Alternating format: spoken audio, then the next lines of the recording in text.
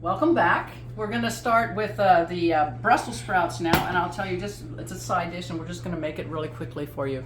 If you'll notice, Joby's taking photos or showing you close-ups. During the break here, she dressed me and made sure that my collar was looked nice. So there you go. I'm more ready for good TV or something. I don't Ready know for what. prime time now, Prime honey. time, yeah, prime time TV. Dear God, no one checked her what she was wearing. Okay.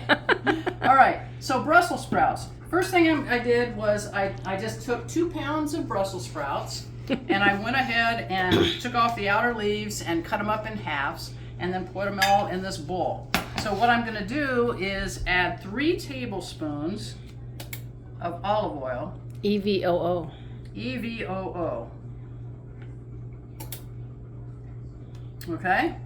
And with that 3 tablespoons, I want to go ahead and get all of the Brussels sprouts coated with this olive oil. So I'm going to mix them in really good and make sure they all get coated with the olive oil. Because the next thing I'm going to put on is something that I want to stick to the olive oil coated Brussels sprouts, and that is garlic salt and pepper. Now this recipe calls for regular salt, as did, by the way, the chicken that we sprinkled with salt and pepper. But I always, if it calls for salt and it's a sprinkle or an add-in or something, I almost always put in garlic salt because I think it adds a little bit more flavor and spiciness, and it's just what I do. So I'm going to put in... And as her daughter said long ago, Cheryl never met a recipe she couldn't adjust.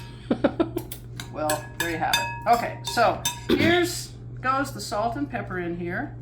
And once again, I want all of the Brussels sprouts to have some, so I'm going to mix this in really thoroughly. Make sure all of the Brussels sprouts get a little bit of coating of the salt and pepper. Garlic salt and pepper, okay? So that's good.